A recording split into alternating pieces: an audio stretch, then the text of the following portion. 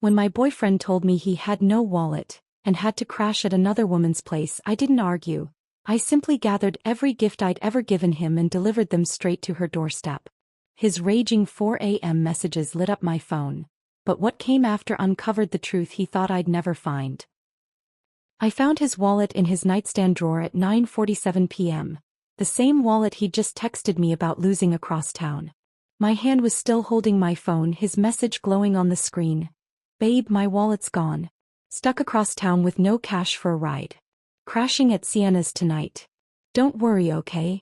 I stared at the brown leather sitting there perfectly intact, credit cards visible through the clear window, and something inside me went absolutely silent. Not the silence of shock. The silence of finally understanding. He wasn't across town. He wasn't stranded. He wasn't helpless. He was at another woman's apartment, and he thought I was too tired, too trusting, too beaten down to check. I picked up the wallet, felt its weight in my palm, and made a decision that would change everything. If he wanted to spend the night at Sienna's place so badly, I'd make sure he got everything he needed. Starting with every single gift I'd ever wasted on him. "I'm Clara, and this is the night I stopped believing his lies." The text had arrived 20 minutes earlier while I was wiping down the last table at Rosewood Diner. I'd been working a double, 7 in the morning until 9 at night, and my feet were killing me. The kitchen lights flickered overhead like they'd been doing for weeks, casting everything in that sickly yellow glow that made even fresh food look spoiled. I'd pulled out my phone with one hand while the other kept scrubbing at a ketchup stain that had probably been there since lunch. When I read August's message, my hands had gone cold. Not the gradual cold of forgetting your gloves in winter, but instant bone-deep cold that started in my fingertips and shot straight up my arms into my chest. I'd stood there under those dying fluorescent lights, reading those words over and over while Janelle called out good night from the back door and the cook scraped down the grill with sounds like nails on metal. Everything felt distant, underwater, like I was watching my life happen to someone else. I'd clocked out without saying anything to anyone, grabbed my coat from the hook by the staff bathroom, and walked home through streets that smelled like October rain and wet pavement. $47 in tips sat folded in my apron pocket. Money that would go toward whichever bill was screaming loudest this week. The gas notice or the internet warning, or maybe just groceries if I was lucky. 3.5 years. That's how long I'd been with August. 3.5 years of working doubles and split shifts while he figured himself out, and explored opportunities, and built his network. 3.5 years of me carrying us both financially while he promised things were about to turn around. Any day now, just wait and see. My apartment building came into view. All peeling paint and crooked mailboxes. The kind of place where the elevator had been broken for 2 months and nobody expected it to get fixed. I'd climbed 3 flights of stairs, my legs protesting every step, and found 2 disconnection notices taped to my door. Gas and internet. Both printed on that aggressive neon paper designed to humiliate you, to announce your struggles to every neighbor who walked past. I'd peeled them off and shoved them in my coat pocket, adding them to the collection of evidence that documented exactly how one-sided our relationship had become. Inside, the apartment had been dark and silent except for the rhythmic drip from the bathroom faucet. The faucet August had promised to fix 8 months ago. Then 6 months ago. Then he'd stopped promising and I'd stopped asking, just put a bowl underneath to catch the water and tried not to hear it when I was trying to sleep. I'd dropped my keys on the counter and they'd clattered too loud in the quiet. Then I'd pulled out my phone and read his message again, really studying it this time. "Babe, my wallet's gone. Stuck across town with no cash for a ride. Crashing at Sienna's tonight. Don't worry, okay?" Each word felt deliberate. Chosen. Babe, to create false intimacy. Wallet's gone, to manufacture a crisis. Stuck across town, to explain why he couldn't come home. Sienna's tonight, to test exactly how much disrespect I'd swallow without protest. And finally, don't worry, okay? The preemptive silencing of any objection I might dare to raise. Something had shifted in my chest then. Not broken, clarified.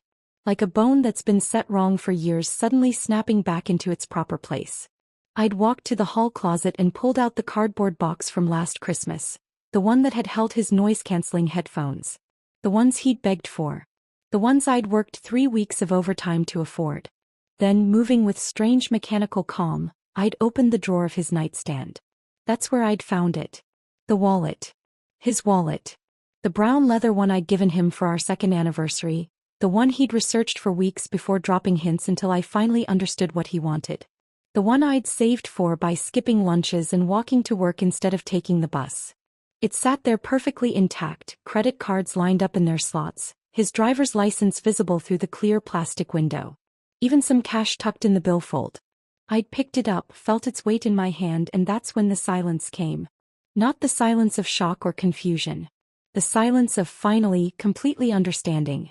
He wasn't across town. He wasn't stranded without money or options. He wasn't some helpless victim of circumstance who needed to crash at a friend's place. He was lying. Deliberately. Calculatedly. And he'd assumed I was too exhausted from working 10-hour shifts, too beaten down by 3 years of carrying us both, too trained to accept his excuses to ever think of checking his story. Tina. The name burned in my mind. I'd met her twice, and both times had left me with that sick feeling in my stomach that women learn to trust even when we're told we're being paranoid. The first time was at Marcus's birthday party last spring. She'd monopolized August's attention for hours, touching his shoulder when she talked, laughing too loud at his jokes, leaning into him like I wasn't standing right there holding a beer I didn't even want to drink. When I'd mentioned feeling uncomfortable on the drive home, August had turned it back on me so smoothly I'd almost missed the manipulation. You're being paranoid, Clara. He's just friendly. You're inventing drama because you're insecure. The second time was 3 months ago when I'd gotten off work early and decided to surprise him with lunch at that coffee shop downtown. I'd walked in and found them hunched over his laptop together, her hand resting casually on his forearm. They'd both looked up startled when I appeared at their table, and August had been too quick with his explanation. We're just collaborating on a project idea. The laptop had closed just a little too fast. Now here I was holding physical proof that he'd lied about the most basic verifiable fact. If he'd lie about something this simple, something I could check in 30 seconds, what else had he been lying about for months? For years. I set the wallet down on the kitchen counter and stared at it. My reflection looked back at me from the darkened window above the sink, still in my diner uniform with its permanent grease stains, hair pulled back in a ponytail that had started falling apart hours ago, exhaustion written across every feature. But something in my eyes looked different. Harder. Clearer. I pulled the cardboard box from the closet and set it on the kitchen table. Then I started gathering items, moving through the apartment with purpose. The smartwatch from his dresser, the one he desperately wanted last Christmas, claiming it would help him stay organized and hit his goals. It sat uncharged in its box, barely used after the first week. The Italian leather belt I'd bought him for his birthday. The cologne that had cost 3 full shifts worth of tips. The vintage denim jacket from that weekend trip to Portland that I'd paid for entirely while he promised to get me back later. The books. Got the books. Shoe Dog, The 4-Hour Workweek, Think and Grow Rich. All pristine, spines uncracked, bookmarks still on page 1. Every one of them purchased because he'd sworn he was really going to focus on personal development this time. Every item I added to the box was another memory of me trying to fill the space where his effort should have been. Another piece of evidence that I'd been playing both roles in this relationship. The partner who loved and the partner who provided, the dreamer and the realist, the person who gave and the person who never received. The box grew heavier as I packed, not from weight but from understanding. I found other things too. A receipt crumpled in the back of his drawer from Tavern and Tap, the upscale bar downtown. $147.63. Dated 3 weeks ago. The same night he told me he was helping Marcus move furniture and couldn't make our dinner reservation. The reservation I'd saved 2 months of tips to afford. I photographed the receipt with my phone before adding it to the box. When I was done, I sealed everything with packing tape. The sound was sharp and final in the quiet apartment. I grabbed a permanent marker and wrote across the top in bold capital letters. For August, since he's staying the night. Clara. I stood back and looked at what I'd created. This wasn't just a box of his belongings. This was 3.5 years of proof that I'd been loving someone who'd been using me. It was 11:52 p.m. I pulled out my phone and ordered a rideshare. I knew Sienna's address. August had mentioned it once with that telltale tone of envy, talking about her insane corner unit on the 15th floor, like he was already imagining himself living there. While I waited for the car, I sat on the couch holding my phone, looking at his message one more time. Don't worry, okay? But I wasn't worried. For the first time in 3 years, I wasn't worried or anxious or trying to convince myself that things would get better if I just worked harder, gave more, loved deeper. I was done worrying. I was done believing. And I was about to make sure August understood exactly what he'd lost. The rideshare notification lit up my screen. 5 minutes away. I stood in the middle of my apartment holding that box with August's name written across the top. And suddenly 5 minutes felt like too long and not long enough at the same time. My heart was racing, not from panic but from something else. Clarity mixed with adrenaline, the feeling you get when you're about to do something that can't be undone. I set the box down on the kitchen table and looked around the apartment with new eyes. There was more. So much more. I'd packed the obvious things. The wallet, the watch, the books. But now I was seeing evidence everywhere I looked. 3.5 years of me trying to fill the space where his effort should have been, scattered across every surface and shoved into every drawer. I walked back to the bedroom and opened his closet. The vintage denim jacket hung there, the one from that flea market in Portland during our romantic weekend getaway last year. I'd paid for the entire trip. The hotel, the gas, the meals, everything, while August promised he'd get me back when his freelance check cleared. He never did. I'd worked extra shifts for 2 months to afford that weekend, convincing myself that quality time together was an investment in our future. I pulled the jacket off its hanger. The fabric still smelled faintly of the vintage store, that musty combination of old cotton and someone else's memories.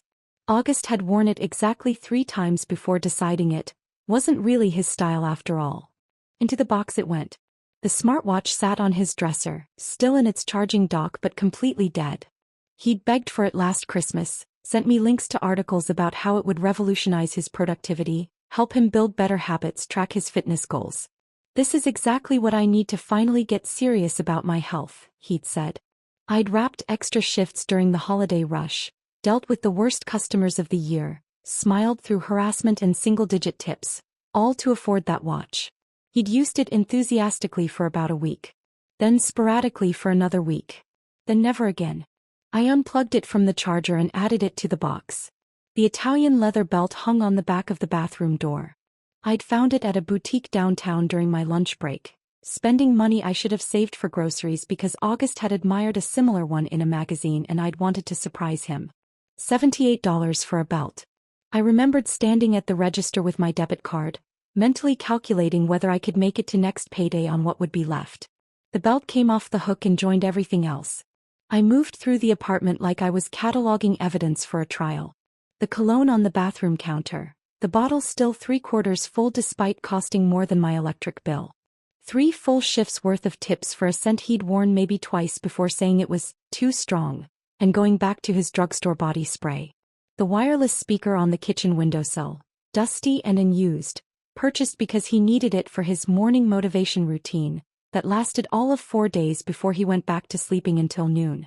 The running shoes in the closet, barely scuffed, that he'd insisted would get him back in shape, and help him clear his head for better focus.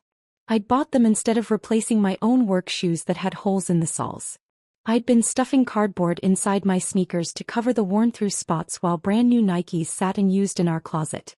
Every item I added made the box heavier, but not from physical weight. From accumulated understanding. I opened the drawer of our coffee table, the cheap particle board one we'd gotten from someone's curb on trash day, and found the charging cables he'd needed urgently for his projects. The portable battery that would let him work on the go. The laptop stand that would improve his posture and productivity. All of it unused. All of it paid for with my money, my time, my exhausted body standing on aching feet for hours while strangers yelled about their eggs being too runny or their coffee not being hot enough. I found the gym bag in the hall closet, tag still attached. Another birthday gift, another promise to really commit this time to the fitness routine that would change everything. The bag had never seen the inside of a gym. The coffee maker sat on the counter, the one he'd insisted would change his productivity game, because he'd read some article about successful people's morning routines. I'd bought it instead of replacing my winter coat that had a broken zipper. I'd spent that whole winter holding my coat closed with my hand because August needed a coffee maker for the motivation he never found. As I packed, I wasn't just gathering his belongings. I was excavating the person I used to be. The woman who believed that love meant endless giving, that partnership meant carrying someone else's weight until your back broke, that if you just sacrificed enough, gave enough, worked hard enough, he'd eventually meet you halfway. I'd been so wrong. My hand brushed against something crumpled in the back of his sock drawer as I was checking for anything else I'd bought him. Paper. I pulled it out and smoothed it under the lamp. A receipt from Tavern and Tap. My stomach dropped even though I was already kneeling. The date glared at me 3 weeks ago. The total, $147.63. I knew that date. I knew it because I'd spent 2 months saving tips to make a reservation at Giovanni's, the nice Italian place downtown where entrees started at $30. August's birthday dinner. I'd called 3 times to confirm the reservation, had requested the corner table by the window, had even asked them about their wine list so I could sound knowledgeable when we ordered.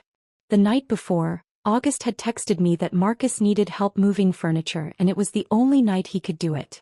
I'm really sorry, babe. I know you were excited, but Marcus is kind of desperate here. Can we reschedule? I'd said yes because I was understanding. Because I was supportive.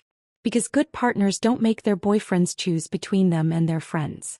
I'd eaten leftover soup from the diner that night, alone in this apartment, convincing myself that his friendship with Marcus was important, that I was being mature by not making a big deal about a missed reservation.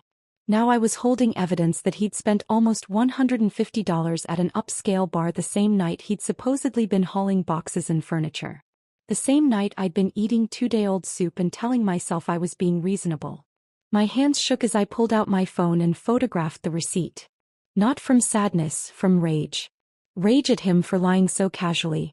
But also rage at myself for being so willing to believe, so eager to be understanding, so desperate to avoid being called dramatic or insecure or paranoid. This wasn't just evidence of his lies. This was evidence of my complicity in my own diminishment. Every time I'd swallowed my doubt, every time I'd talked myself out of trusting my instincts, every time I'd chosen to believe him over believing myself, I'd been participating in my own erasure. I added the receipt to the box, right on top where it would be visible. The book sat on the shelf by the TV, Shoe Dog, The 4-Hour Workweek, Think and Grow Rich. All purchased because August had gone through a phase of wanting to really focus on personal development and learn from successful people. All pristine. All unread. The bookmarks I'd carefully placed still marked page 1 in each of them. Into the box they went. I stood back and looked at what I'd assembled.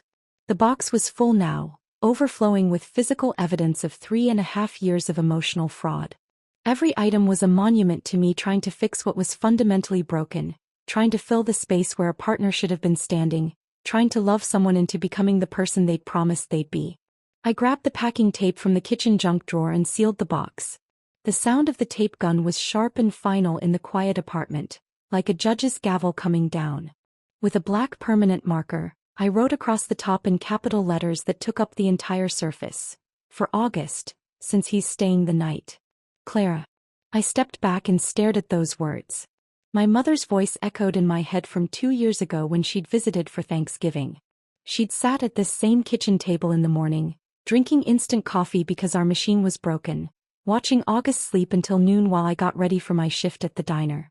Baby, she'd said quietly, her voice careful like she was approaching a wounded animal. Love isn't supposed to feel like you're the only one rowing the boat. I'd gotten defensive immediately. Listed all of August's good qualities. Explained how he just needed time and support to find his path. Told her she didn't understand how hard it was to build a life in this economy, that not everyone had the same opportunities, that I was choosing to be his partner through the difficult times so we could celebrate together when things got better. She hadn't argued. Just kissed my forehead and said, "I hope you're right, sweetheart." Now standing in my apartment holding a box full of broken promises and wasted money, her words felt less like gentle concern and more like prophecy. My phone buzzed. The rideshare was 2 minutes away. I grabbed my coat and picked up the box. It was heavy, not from weight but from everything it represented. 3.5 years of me shrinking myself to make room for someone who'd been taking up all the space and giving nothing back. As I headed for the door, I caught my reflection in the mirror by the entrance. Still in my diner uniform. Hair falling out of its ponytail. Exhaustion written across my face. But my eyes looked different. Harder. Clearer. I wasn't worried anymore. I wasn't anxious or trying to convince myself things would improve if I just tried harder. For the first time in 3 years I was doing something entirely for myself. And it felt like the first honest breath I'd taken in forever. The car pulled up 30 seconds after I walked outside. A silver sedan with a dent in the passenger door and an air freshener that smelled like artificial pine. The driver was a quiet man in his 40s with tired eyes and a Seahawks cap, the kind of person who'd probably been driving all night and would keep driving until dawn. He glanced at me in the rearview mirror as I slid into the back seat with the box, but he didn't ask questions. Just nodded when I gave him the address. Riverside Towers. You know it. Yeah, I know it. His voice was neutral, professional. He pulled away from the curb and the familiar streets of my neighborhood disappeared behind us. I settled the box on my lap, my arms wrapped around it like I was protecting something valuable instead of delivering evidence of my own foolishness. My reflection stared back at me from the window, jaw set, eyes dry, posture rigid. The streetlights swept across my face in rhythmic intervals, and each time the light hit, I looked less like the woman who'd walked out of Rosewood Diner 3 hours ago and more like someone I'd never met before. I barely recognized her. And that felt exactly right. The streets were mostly empty at this hour, just past midnight on a Tuesday. We passed a gas station where a man was filling up a truck, a convenience store with flickering neon signs, a bus stop where someone sat alone scrolling through their phone. Normal people living normal nights, completely unaware that my entire world had just reorganized itself into before and after. I knew Sienna's address because August had mentioned it exactly once, about 6 months ago. We'd been eating takeout Chinese on the couch. I'd paid like always, and he'd been scrolling through his phone when he suddenly said, "Sienna's place is insane. Corner unit on the 15th floor. Floor-to-ceiling windows. She's really got it made." The tone in his voice had caught my attention even then. Not admiration exactly. Longing. The way someone talks about a life they want for themselves, a life they think they deserve but can't quite reach. I'd felt something twist in my stomach but pushed it down. Told myself I was being insecure.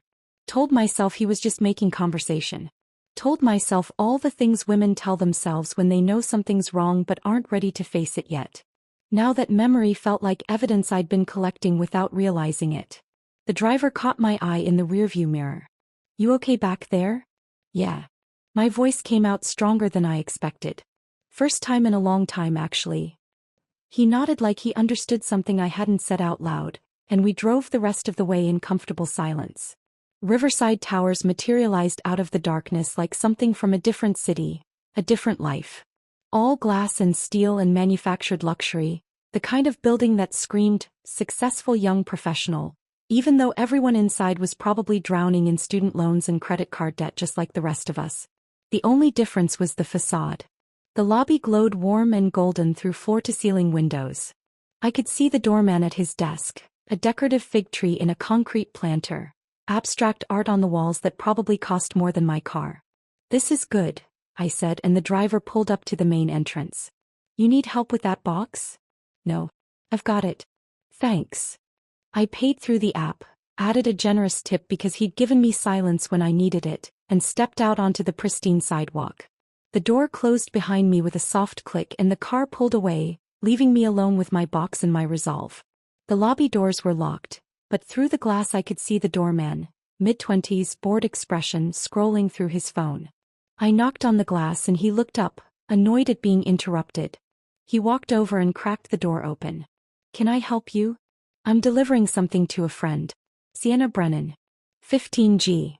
He looked at me, diner uniform, messy ponytail, cardboard box with a name written in permanent marker, and I could see him deciding whether I was legitimate or some kind of problem he'd have to deal with.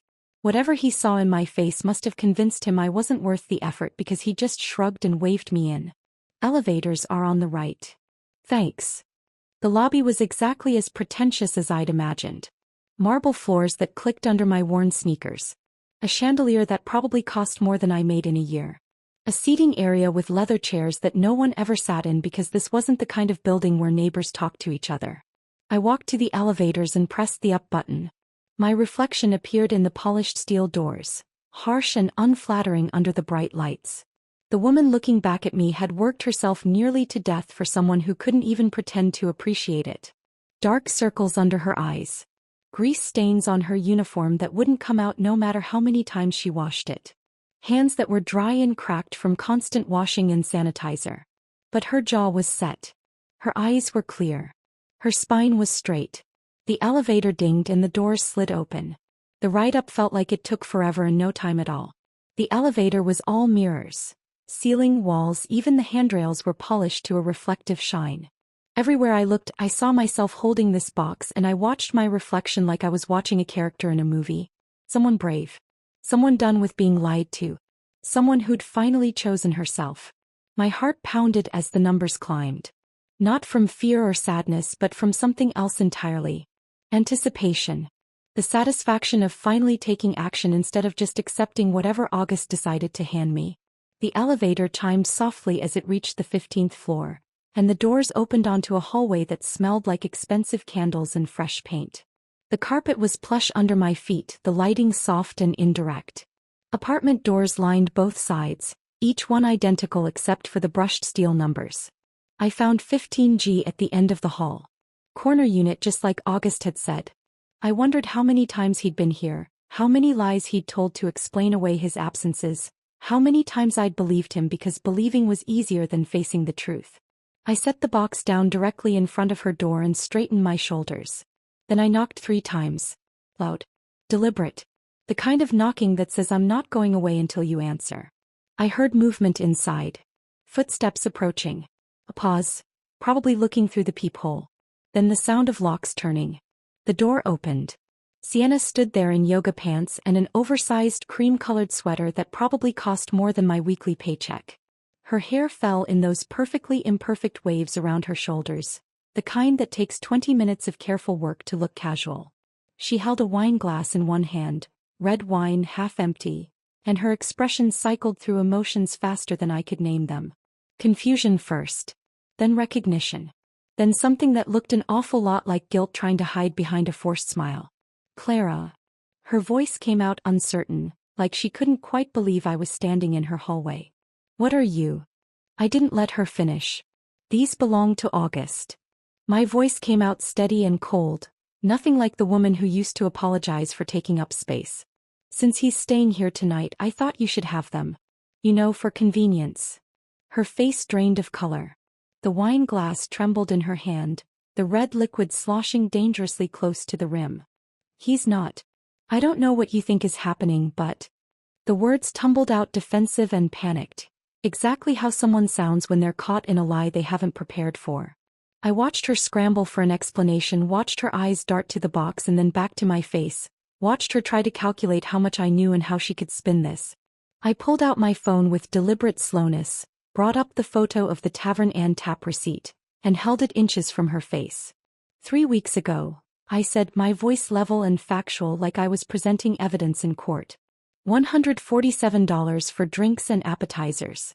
The same night he told me he was helping Marcus move furniture and couldn't make our dinner reservation. The one I'd saved 2 months of tips to afford. Sienna's eyes widened as she looked at the receipt. Her mouth opened but no sound came out. Funny thing, I continued. I called Marcus yesterday about something completely unrelated. He hasn't moved in 2 years. Owns the same apartment. Same furniture. Everything exactly where it's always been. I watched the realization wash over her face. The understanding that she'd been lied to just as thoroughly as I had. The calculation happening behind her eyes as she tried to figure out what else might not be true. I don't want explanations, I said, feeling a strange power in my own calmness. I don't want apologies or excuses or whatever story you've been told. I just want you to understand something very clearly. He's been lying to both of us. Maybe to others too. I don't know and I don't care anymore. But now he's your problem. Congratulations on your prize. I turned and walked back toward the elevator before she could respond, my spine straight and my head high. Behind me I heard her voice, wait, or maybe Clara please, but I didn't turn around. The elevator doors opened like they'd been waiting for me. I stepped inside and pressed the button for the lobby. As the doors slid shut, I caught one last glimpse of Sienna standing in her doorway, wine glass forgotten in her hand, staring at the box with August's name written across the top in permanent marker. The chapter closed with those elevator doors. Everything that had happened in that hallway, in that relationship, in those 3.5 years of carrying someone who'd never planned to walk beside me, all of it sealed away behind polished steel. And I didn't look back. The rideshare driver who picked me up from Riverside Towers was different from the first one. A woman in her 50s who asked if I was okay the second I got in the car.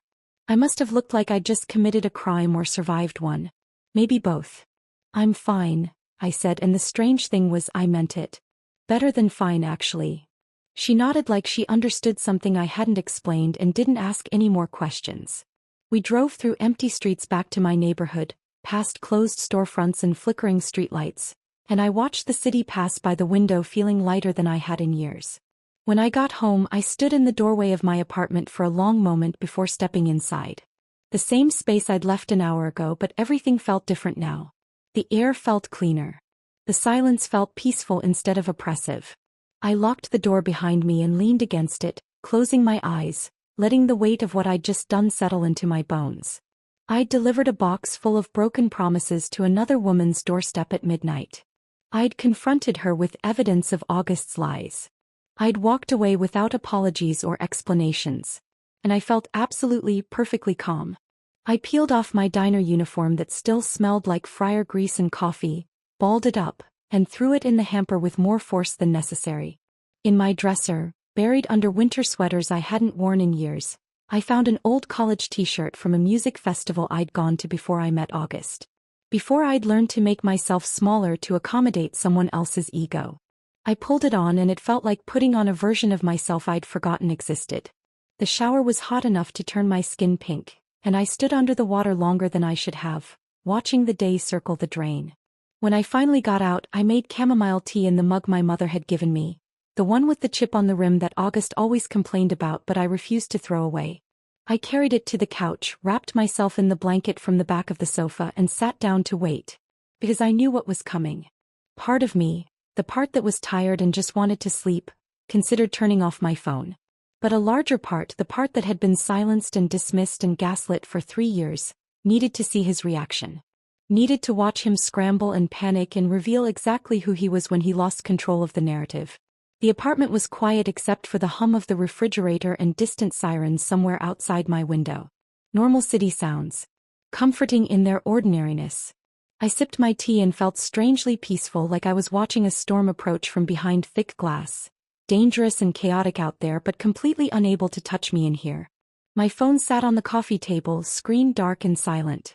I stared at it like I was waiting for a bomb to detonate. At 4:02 a.m. it finally did. The screen lit up with a text notification, and even from where I sat I could see the all-caps aggression of it. "What the hell is wrong with you?" I picked up the phone, unlocked it, and watched as more messages poured in before I could even finish reading the first one. "You showed up at Sienna's? Are you fucking insane? You embarrassed me. You embarrassed her. What kind of psycho does that? Answer your phone. Now." I set the phone back down and took another sip of tea, watching the screen light up again and again as more messages arrived.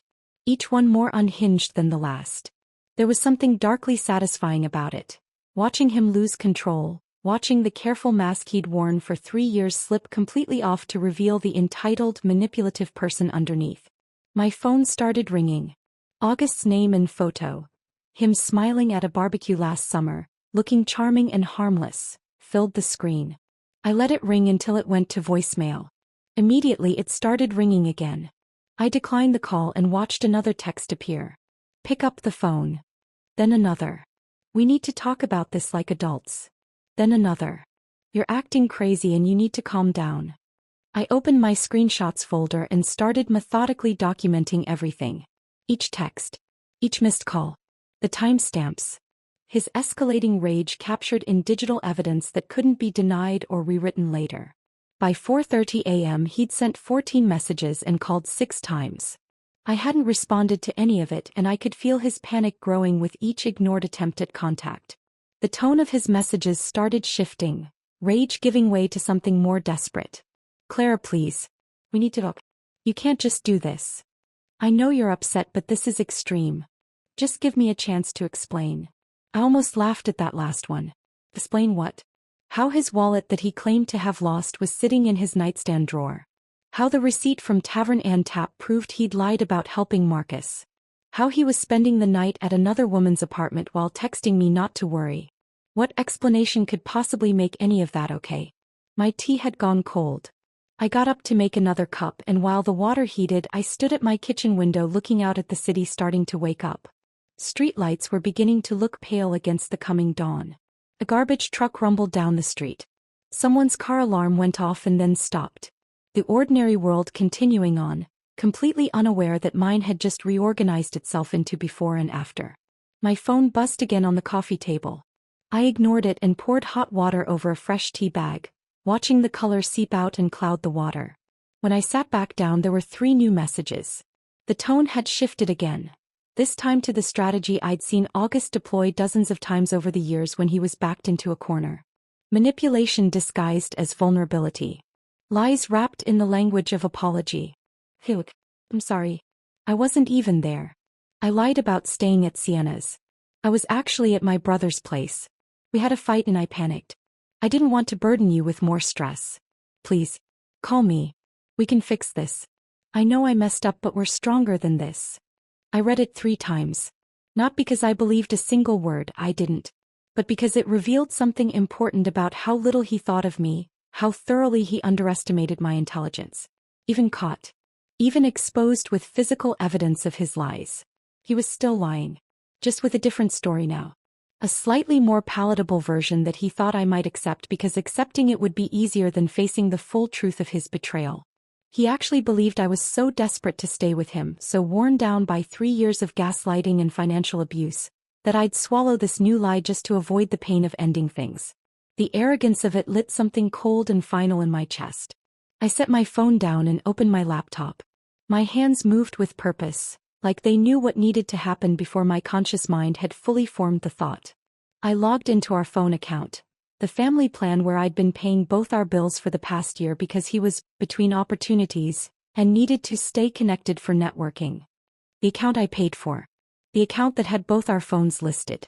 The account that tracked location data. I navigated to the location history and pulled up the past 30 days. What I found made my blood run cold and hot at the same time, like my body couldn't decide whether to shut down or catch fire. Multiple visits to Sienna's address, yes. Late nights. Hours-long stays. That was bad enough. But there was another pattern that stood out even more clearly once I started looking. The Grandview Inn. A cheap hotel on the north side of town, the kind of place with hourly rates and a parking lot you pulled into from the back. It appeared in his location history again and again and again. Sometimes multiple times a week. I opened the calendar on my phone. The one where I tracked everything because August never remembered anything unless it benefited him. I started cross-referencing dates. Every single visit to that hotel coincided with a night he'd claimed to be working late on a freelance project, or helping a friend with something urgent, or meeting potential clients for drinks.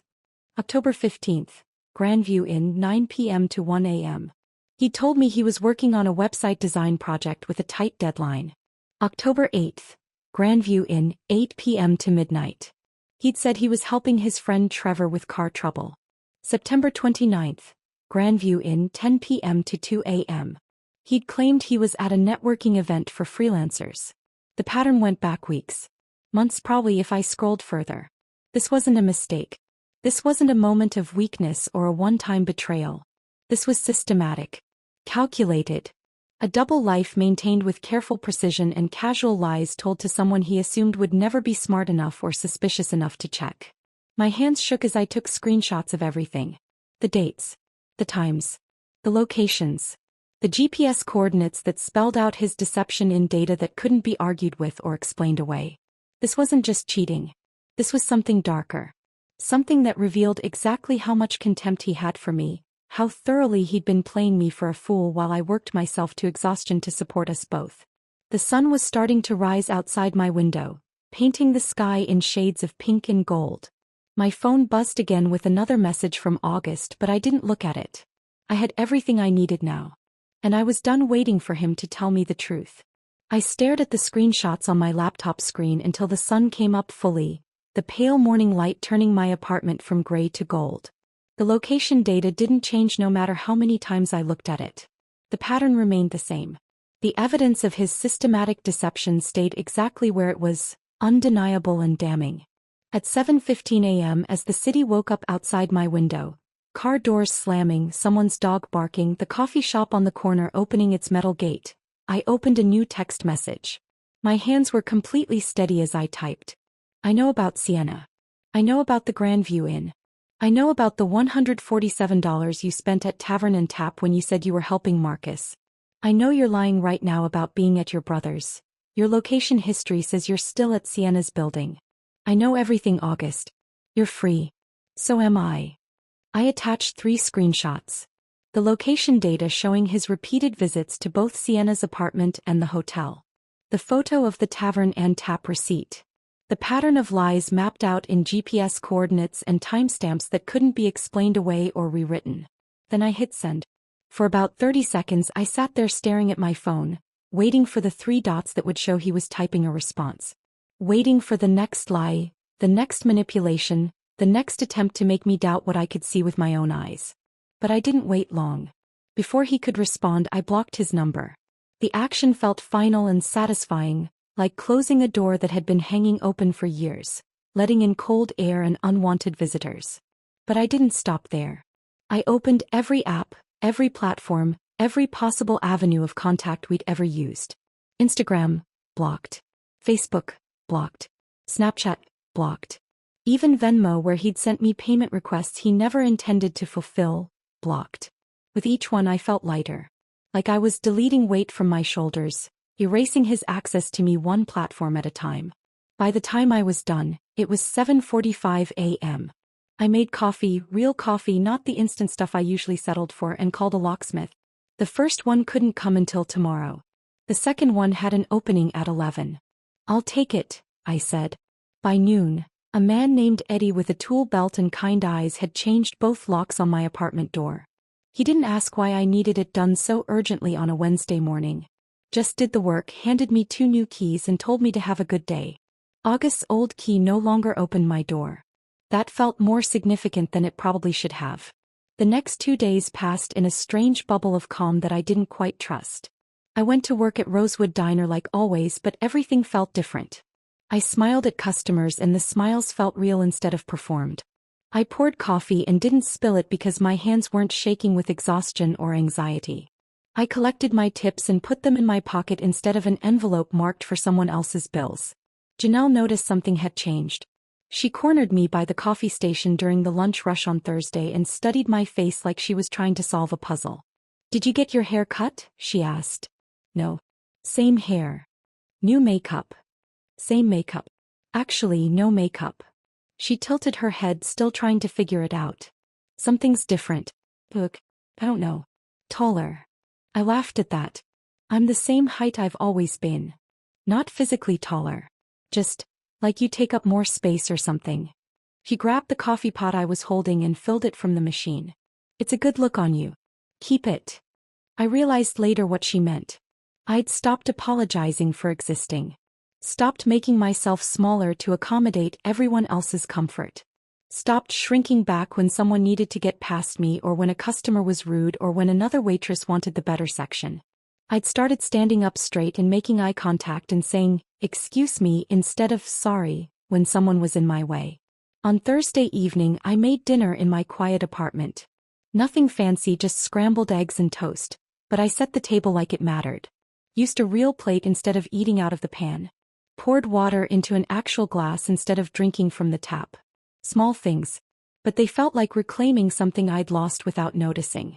I was halfway through eating when my phone rang. Unknown number. My first instinct was to let it go to voicemail. I'd been getting a few calls from numbers I didn't recognize, probably August trying to get through the blocks I'd put up. But something made me answer. Maybe curiosity. Maybe the confidence of knowing I could hang up whenever I wanted. "Hello. Clara." A woman's voice. "Kiki. Kitten. This is Sienna." My entire body went rigid. My fork stopped halfway to my mouth and I set it down carefully on my plate, suddenly not hungry anymore. "I know you probably don't want to talk to me," she continued quickly, like she was afraid I'd hang up before she could get the words out. "And I completely understand if you just want to tell me to leave you alone. But I need to tell you something. You deserve to know." I should have hung up. Should have blocked this number too and gone back to my eggs and my quiet evening and my new life without August in it. But I didn't. "I'm listening," I said. I heard her take a breath, like she was steadying herself. After you left that night. After I saw the box and the receipt and everything you said. I confronted August. He tried to deny it at first. Said you were being crazy, that you'd always been jealous and insecure, that you were making things up because you couldn't handle the breakup. My jaw clenched at that. Even now, even caught, he was trying to paint me as the problem. But I pushed him, Sienna continued. I showed him the receipt photo you'd shown me. Asked him to explain it. And eventually he admitted things. Her voice cracked slightly. Clara, I had no idea you two were still together. He told me you'd broken up 6 months ago. He said you were just roommates trying to figure out the lease situation, that you were friends but it was over romantically. He talked about you like someone he cared about but had grown apart from. Not like someone he was actively lying to and living with. The room felt too small suddenly. Too warm. I got up and opened the window, letting in the cool October air and the sounds of the city below. I believed him, Sienna said, and now she was crying. I believed him because he seemed so sincere. Because he told me about how hard the breakup had been but how mature you both were being about it. Because he showed me texts that made it sound like you two were just coordinating bills and apartment stuff. I never would have. I'm not that person, Clara. I don't go after men who are in relationships. But he made me think there was no relationship to go after. Part of me wanted to feel satisfaction at her distress. Wanted to say something cruel about her being naive or stupid. But I couldn't. Because I heard myself in her voice. The shock of realizing you'd been lied to, the shame of having believed someone who was playing you, the anger at yourself for not seeing it sooner. We'd both been manipulated by the same person. Both told carefully crafted lies designed specifically for us. Both made to feel like we were special, chosen, the one he really wanted. Thank you for telling me, I said, because I didn't know what else to say. There's more, Sienna said, her voice dropping even lower. I haven't been able to stop thinking about this. About what else he might have lied about. And I kept thinking about that hotel you mentioned, the Grandview Inn.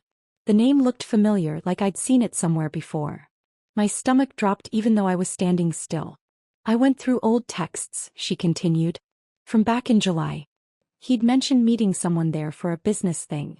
I remember thinking it was a weird place for a business meeting, but he said the person he was meeting preferred somewhere low-key. I didn't push it. I closed my eyes, already knowing where this was going.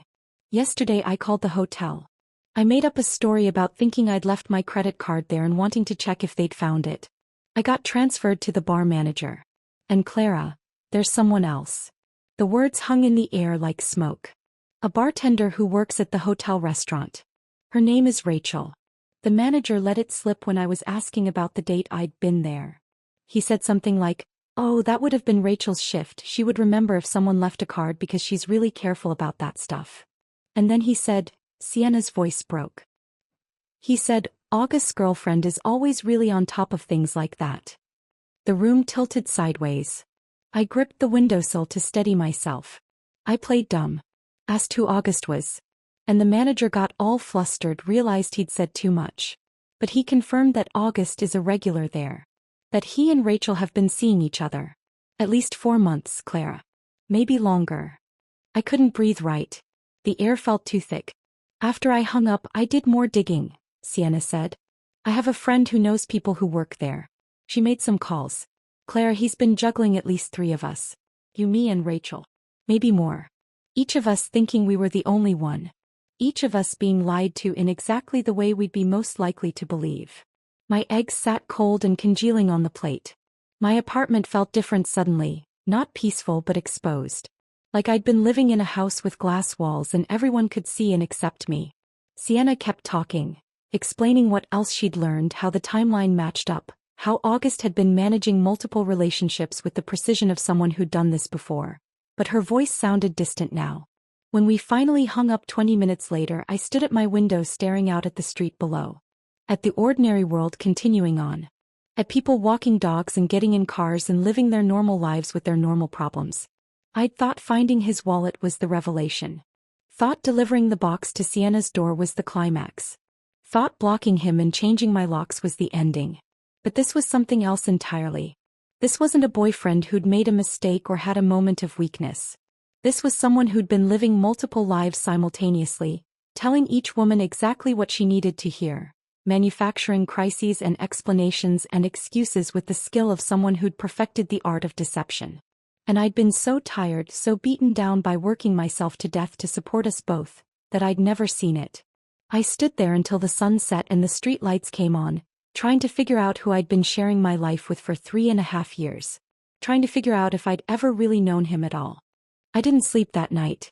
I sat at my kitchen table with every drawer and filing cabinet in my apartment opened, pulling out papers I'd saved without really knowing why.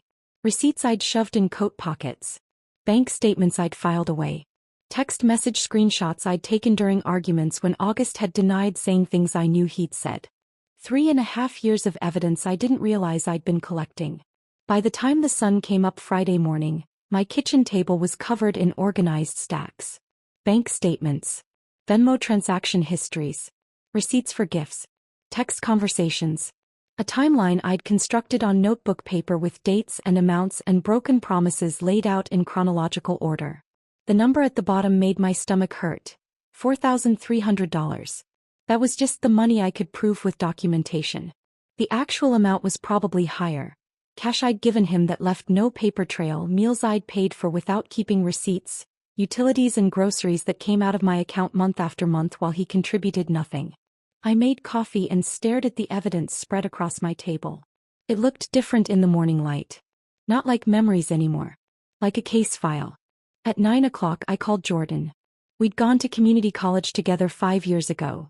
Both of us trying to figure out what we wanted to be, both of us working part-time jobs to pay for classes. He'd figured it out, got into tech, now worked for some startup downtown doing something with data that I didn't fully understand but that paid him enough to live alone in a decent apartment. I'd gotten stuck at Rosewood Diner and stayed stuck. Clara? Everything okay? His voice sounded concerned. I didn't usually call him this early. Can you meet me for coffee? I need advice. Yeah, of course. When? I'm on my lunch break at noon. The diner. I'll be there. The morning shift dragged. Every customer seemed to need something. More coffee, extra cream, their eggs remade because they were too runny or not runny enough. Janelle kept giving me concerned looks but didn't ask questions, which I appreciated. At noon, Jordan showed up in his usual hoodie and jeans, looking exactly like he always did except his sneakers were new and probably cost more than my weekly paycheck. He slid into the booth in the back corner, the one the staff used for breaks, and I brought over 2 coffees in the folder I'd prepared. So what's going on? He asked. You sounded stressed on the phone. I set the folder on the table between us. I broke up with August. His eyebrows shot up. Finally. What happened? I gave him the short version.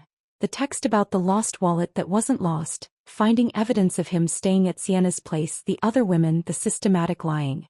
Jordan's expression shifted from surprise to anger to something that looked like he wanted to say, I told you so, but was holding back. Good, he finally said. He was always a user, Clara. I'm glad you saw it. There's more, I said and pushed the folder toward him. The money part. He opened it and started reading. I watched his face as he went through the bank statements, the Venmo transactions with their optimistic notes. Car repair emergency. Investment opportunity, will pay you back Friday. Temporary loan until my check clears. None of which had ever been repaid. Jesus, Clara, Jordan said softly. He looked up at me. This is over $4,000. $4,300, I said. That's just what I can prove. The actual amount is higher. He kept flipping through pages. Text messages where August had promised repayment. My bank statements showing rent payments for 18 straight months with no contribution from him despite living in my apartment. Receipts for gifts I'd bought him. Birthday presents, Christmas presents, just because presents, that added up to thousands more. Clara, Jordan said carefully, setting down the folder. You know you can file a small claims case for this, right? This isn't just you helping your boyfriend. This is fraud. You have documentation. The word hit me like cold water. Fraud. I'd been calling it helping. Supporting. Being a good partner. August had called it borrowing from someone who loves him, temporary loans, investments in our shared future. The law apparently called it something else entirely. I didn't even know that was an option, I admitted. You can absolutely do this, Jordan said. Small claims court is designed for exactly this kind of situation. The limit is like 10,000 in this state, so you're well under that. And you have evidence for everything. That's the hard part, and you've already done it. He pulled out his phone and started typing. I know someone. A lawyer friend. Well, friend of a friend who does consultations. Her name's Ms. Vance. Let me see if she has any openings this week. Jordan, I can't afford a lawyer. Consultations are free.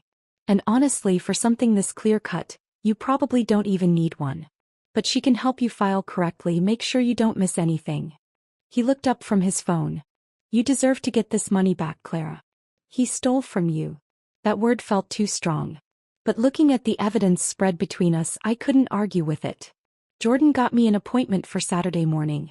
Ms. Vance's office was above a used bookstore downtown, up a narrow staircase that creaked with every step.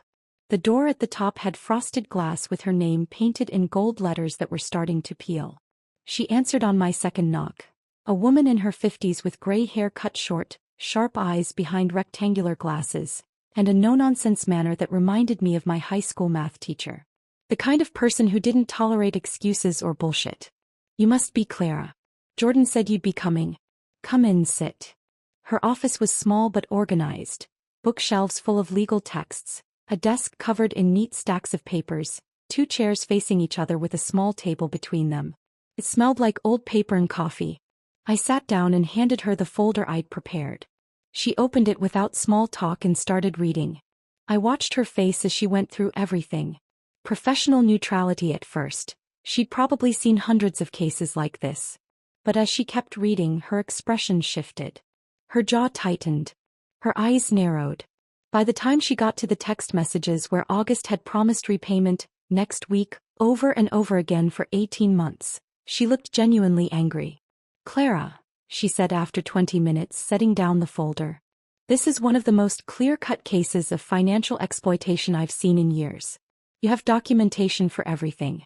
The loans with explicit promises of repayment. The shared expenses he never contributed to despite living with you. The pattern of deception laid out in his own words.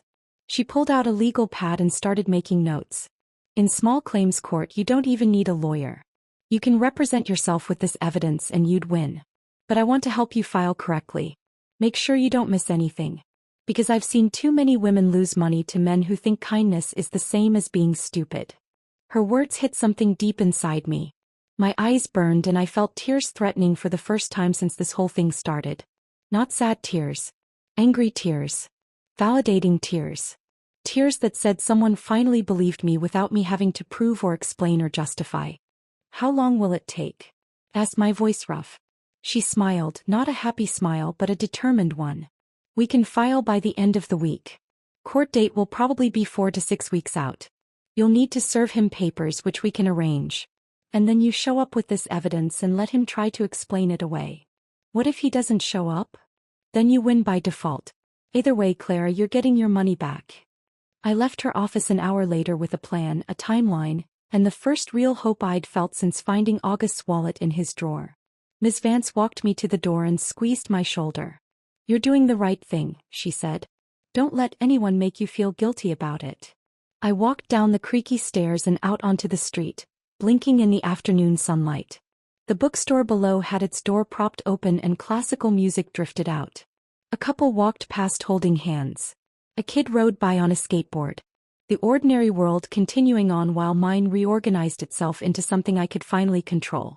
I was halfway home when I saw Mrs. Delgado at the base of our building's front steps, struggling with grocery bags. She was 72, had lived in apartment 2B for 30 years, and had been widowed for a decade. I'd helped her before, carrying things, fixing her computer, explaining how to use her phone, and she always insisted on paying me back with food or coffee or advice I didn't know I needed. Mrs. Delgado let me help. She looked up, her face breaking into a relieved smile. Clara. Thank you, Mija. These bags get heavier every year. I carried them up 3 flights of stairs. She had the same bad elevator I did and she invited me in for coffee. Her apartment smelled like cinnamon and old books, and photos of her grandchildren covered every surface. The furniture was worn but cared for and everything had a place. She made coffee in a percolator that was probably older than me, and we sat at her small kitchen table. She asked about work, about my week, and I found myself telling her everything. Not the legal details but the emotional truth. The lies. The betrayal. The other women. The money. The decision to fight back instead of just walk away quietly. She listened without interrupting, nodding in the right places, her weathered hands wrapped around her coffee mug. "You seem different lately, Mija," she said when I finished. "Lighter. Like you put down something heavy you'd been carrying too long." "I feel different," I admitted. "Stronger maybe. Or just less tired." She reached across the table and took my hand. "My Roberto, he was a good man. We had 43 years together before the cancer took him. But before Roberto, I wasted 3 years on someone who made me small. Someone who took and called it love." I squeezed her hand, waiting. The day I left him, my mother said something I never forgot. She said, "Mija, sometimes the worst people teach us the most important thing, that we're stronger than we knew." Mrs. Delgado's eyes were bright with tears and wisdom. "You're learning that now. And one day you'll look back and realize that man didn't break you. He just showed you what you were capable of surviving."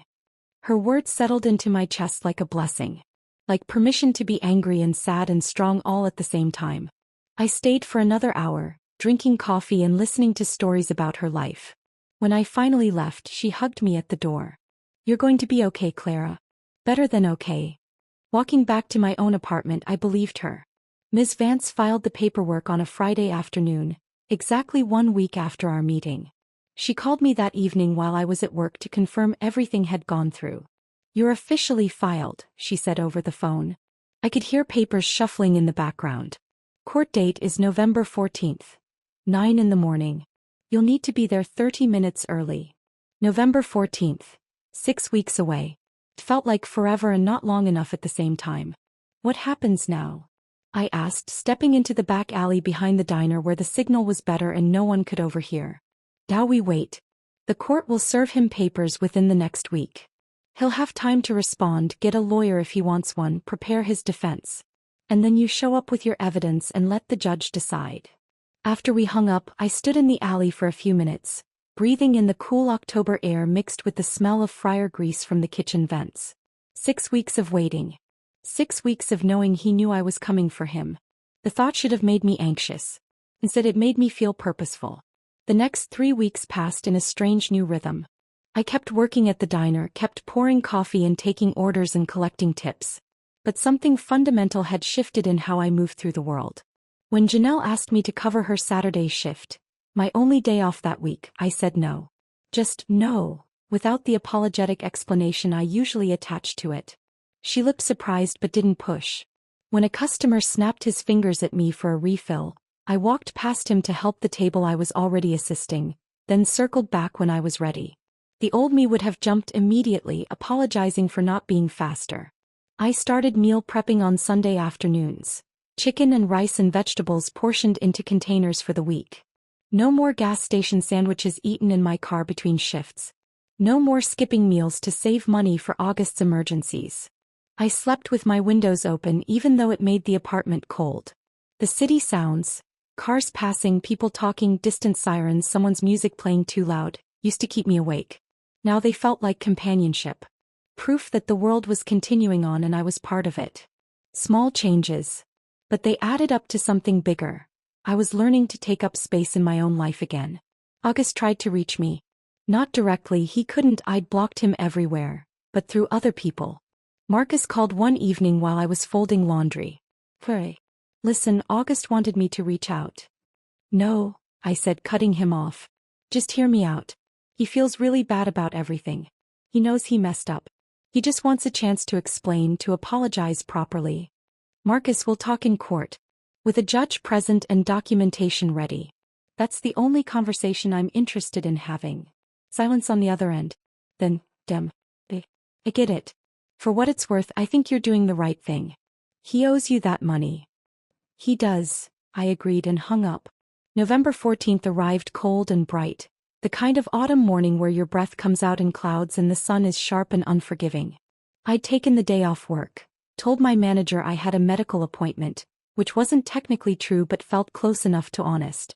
I put on the one professional outfit I owned, black pants and a white blouse I'd bought 2 years ago for a job interview at a bank that never called me back. The pants were a little loose now. I'd lost weight over the past month without trying, probably from stress or from actually eating regular meals instead of whatever was cheapest. I arrived at the courthouse 30 minutes early like Ms. Vance had instructed. The building was exactly what I'd expected. Institutional and impersonal, all fluorescent lights and scuffed linoleum floors and plastic chairs bolted to the ground.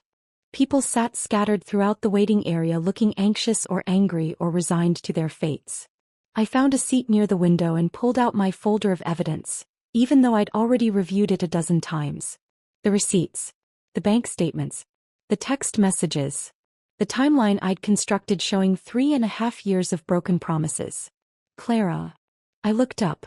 Ms. Vance was walking toward me in a gray suit, carrying a briefcase that looked like it had seen better decades. "You ready?" she asked. "As ready as I'll ever be." "Good. Remember, speak clearly, stick to the facts, let the evidence do the heavy lifting. The judge has seen your documentation already. This is just formality at this point." I nodded, my stomach tight with nerves that felt different from anxiety. More like anticipation. That's when I saw him. August walked through the main doors with someone I didn't recognize. A woman in her 30s with blonde hair and an expensive-looking coat, touching his arm in that possessive way I'd seen before. On Sienna. On me, probably back when I'd thought he was mine. Not Sienna. Not Rachel from the hotel. Someone new. Or someone old I'd never known about. He was wearing a button-down shirt I'd never seen, dark jeans, shoes that looked recently polished. Like he'd dressed up for court. Like he thought looking presentable would somehow erase what he'd done. When he spotted me, his face did something complicated. Surprise melting into anger, then something that might have been shame, then settling into a forced neutrality that didn't reach his eyes. I held his gaze. Didn't look away. Didn't smile or frown or give him anything to read. After a few seconds he was the one who broke eye contact. The woman with him whispered something in his ear and he nodded, and they sat on the opposite side of the waiting area. She kept glancing at me like she was trying to figure out who I was and why I mattered. Good luck with that, I thought. You'll figure it out eventually. Or you won't and he'll move on to the next one. Clara Martinez? A clerk called my name from the doorway. I stood, grabbed my folder and followed Ms. Vance into the courtroom. It was smaller than I'd imagined. More like a conference room than the dramatic courtrooms you see on TV. The judge sat at an elevated desk at the front. A woman in her 60s with gray hair and reading glasses on a chain. There was a table for me and Ms. Vance on one side. Another table on the other side where August and his lawyer would sit. August came in a minute later with a public defender who looked like he'd rather be anywhere else. Young, maybe fresh out of law school, shuffling papers with the energy of someone who hadn't prepared adequately. The proceedings started quickly. The judge reviewed the case summary, asked if both parties were present, then turned to me. "Ms. Martinez, you're claiming the defendant owes you $4,300 in unpaid loans. Is that correct?" "Yes, Your Honor." "And you have documentation?" "Yes, Your Honor." I opened my folder and Ms. Vance helped me present everything. The bank statements showing direct transfers to August's account with notes like, car repair loan, and temporary help until paycheck. The Venmo transactions with dates and descriptions. The text messages where he'd promised repayment next week over and over for months. The receipts for shared rent that I'd paid alone for 18 months while he lived in my apartment. The judge reviewed each piece carefully, making notes. Then she turned to August. "Mr. Reeves, do you dispute that you received this money from Ms. Martinez?" August's lawyer stood. "Your Honor, my client acknowledges receiving financial support from Ms. Martinez during their relationship. However, he contends that this was mutual support between partners, not loans with repayment obligations. Does your client have any documentation showing his financial contributions to their shared household?" The lawyer shuffled his papers. "No, Your Honor, but does your client have any evidence that these transfers were intended as gifts rather than loans?" More shuffling. The nature of romantic relationships often involves. "I'll take that as a no." The judge looked back at the text messages, reading one out loud. "Thanks, babe, I'll pay you back as soon as my check clears next Friday." That was sent on March 12th. "Did that check clear, Mr. Reeves?" August shifted in his seat. "I had unexpected expenses." "That's not what I asked. Did you repay Ms. Martinez as promised?" "No, but..." "Thank you." The judge made another note. She reviewed the evidence for another few minutes in silence while my heart pounded so hard I could feel it in my throat. Finally, she looked up. The plaintiff has documented evidence of $4,300 in loans with explicit promises of repayment via text message. The defendant has provided no counter-evidence and no proof of contribution to shared household expenses he claims to have paid. This is straightforward breach of verbal contract with written documentation. She turned to August. Mr. Reeves, I'm ruling in favor of the plaintiff. You are ordered to repay Ms. Martinez the full amount of $4,300, plus court fees of $287, for a total of $4,587. Payment plan options are available through the clerk's office. Do you understand? August's face had gone red. Do you understand? The judge repeated, her voice sharp. Yes, he said through clenched teeth. Something cracked open in my chest. Not triumph exactly, something quieter but deeper. Vindication. Validation. The knowledge that I wasn't crazy, wasn't dramatic, wasn't making things up. I'd been right all along. As we filed out of the courtroom, I felt lighter than I had in years. Ms. Vance squeezed my shoulder. Well done. He has 30 days to start payment or face additional penalties. Thank you, I said. For everything. You did the hard part. I just filed paperwork. I was walking toward my car in the parking lot when I heard footsteps behind me. Clara, wait. August's voice. I stopped, turned around. He'd left his new girlfriend at his car and jogged over to catch me. Up close he looked tired. Older somehow. I know you're angry, he said, slightly out of breath. I know I messed up. But did you really have to take this to court? Did you have to humiliate me like this? I stared at him. Really looked at him. And for the first time in 3 years I saw him clearly. Not the potential I'd kept projecting onto him. Not the man he'd promised he'd become, but exactly who he was. Someone who took and then resented you for noticing. I didn't humiliate you, August, I said, my voice steady and calm. I held you accountable. There's a difference. He opened his mouth to respond, but I was already turning away, already walking toward my car. Clara, he called after me. I didn't turn around. I got in my car, started the engine and drove home through afternoon traffic, feeling the weight of 3 years finally lifting off my shoulders. When I got back to my apartment, I stood in the doorway for a moment, just looking. The dripping faucet had been fixed. The bills were current. The couch was still secondhand and the apartment was still small, but it was mine. All mine. And that was enough. I stepped into my apartment and closed the door behind me, letting my back rest against it for a moment. The space looked exactly as I'd left it that morning. Small, modest, unchanged, but something felt fundamentally different. The dripping faucet was finally silent. I'd fixed it myself 2 weeks ago with a YouTube tutorial and a $20 part from the hardware store.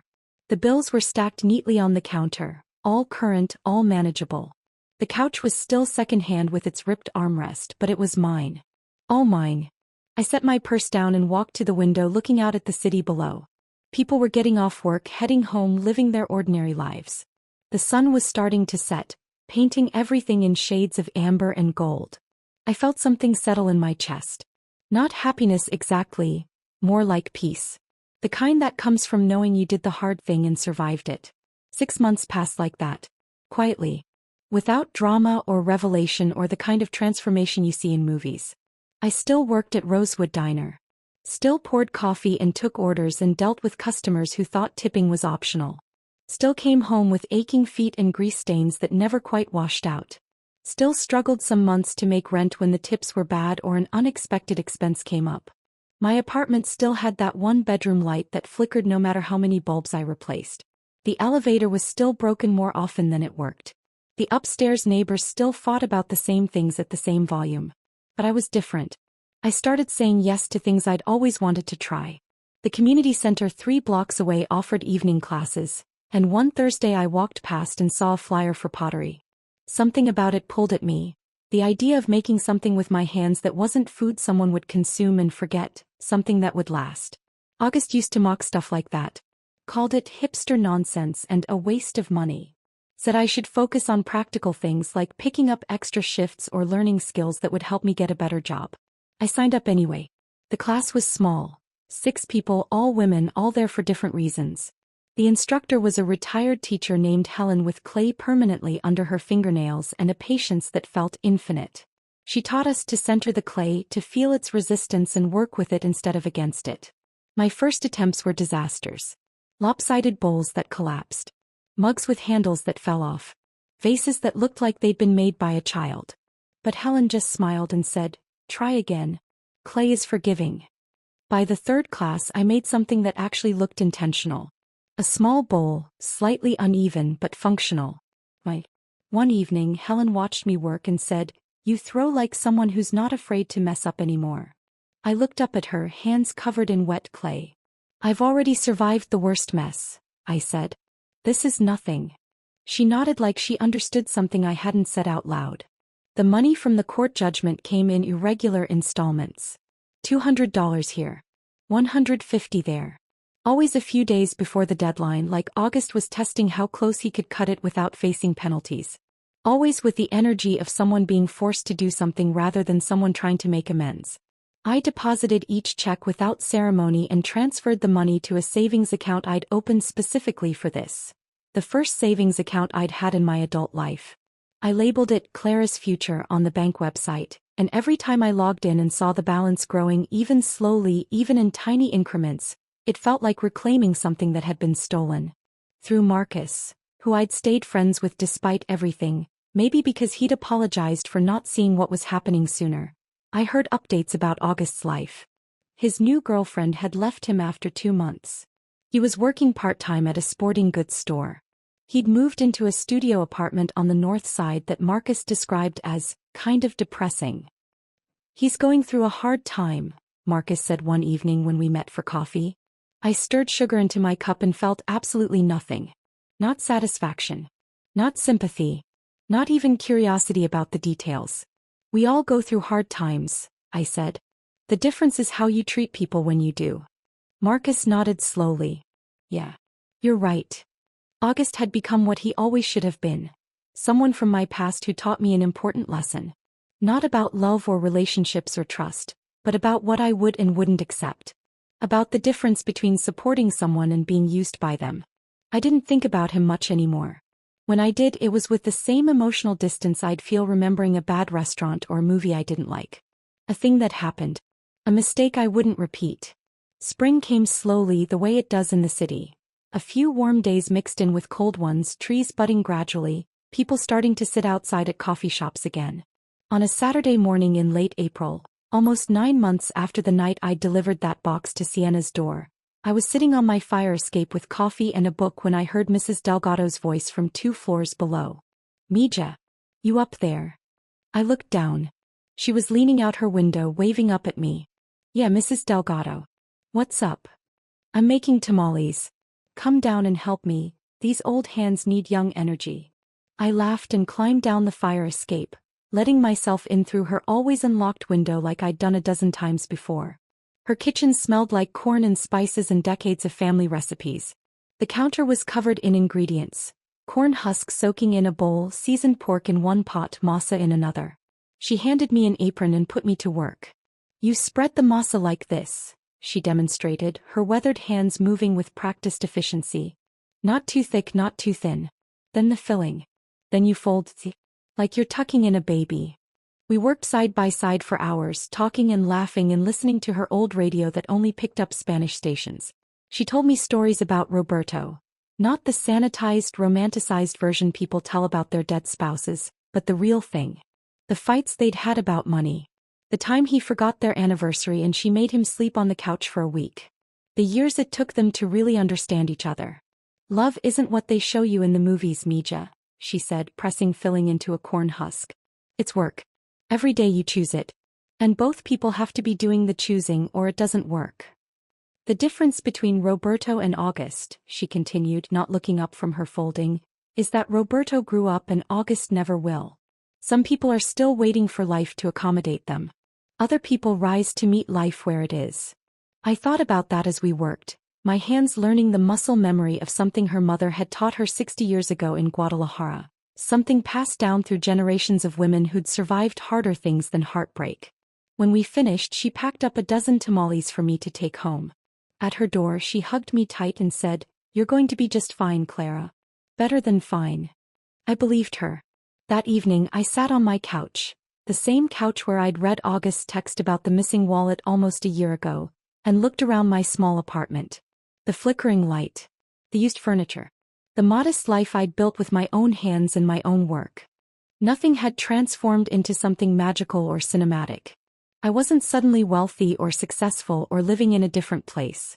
My circumstances were almost identical to what they'd been a year ago. But I was different in ways that mattered more than circumstances. I knew the difference between love and exploitation now. Between partnership and parasitism. Between staying because you hope things will change and leaving because you know they won't. The box I'd left at Sienna's door wasn't revenge. Not really. It was a declaration of my own worth. A line drawn in permanent marker that said, "I will not disappear for your convenience." Everything that came after, the location data, the other women, the court case, the slow rebuilding of my life, those were just the aftershocks of that first seismic choice to value myself over someone else's comfort. I didn't know what came next. Maybe I'd meet someone who saw me as a partner rather than a resource. Maybe I'd stay single and content with my pottery classes and my friendship with Mrs. Delgado and my Thursday evenings at the community center. Maybe something I couldn't even imagine yet. But whatever came, I'd face it as someone who'd learned the hardest way possible that choosing yourself isn't selfish. It's survival. August lost a woman who would have given him everything. Who'd worked herself to exhaustion trying to be enough for someone who'd never planned to meet her halfway. I found the version of myself I'd been burying under the weight of his needs. The version who took up space without apologizing. Who said no without explaining. Who knew her worth and refused to settle for less. My phone buzzed with a text from Janelle. "Hey, we're going out for drinks after shift tomorrow. You coming?" A year ago I would have said no automatically. Saved the money, stayed home, kept myself small and careful and constantly prepared for August's next emergency. I typed back, "Yeah. I'll be there." Outside my window the city continued on. Car horns and distant music and people living their lives. Ordinary sounds that felt like companionship now instead of loneliness. I made myself tea, picked up the book I'd been reading and curled up on my second-hand couch. The apartment was quiet except for the hum of the refrigerator and the occasional creak of the building settling. But it wasn't empty anymore. It was full of me. My choices. My future. My life finally, mercifully, beautifully my own. And that was enough. More than enough. It was everything. If this story of justice and reclaiming yourself had you hooked, hit that like button right now. My favorite part was when Clara delivered that box straight to Sienna's door at midnight, knowing exactly what she was doing. What was your favorite moment? Drop it in the comments below. Don't miss more powerful stories like this. Subscribe and hit that notification bell so you never miss an upload. Never miss an upload. Never miss an upload. Never miss an upload. Never miss an upload. Never miss an upload.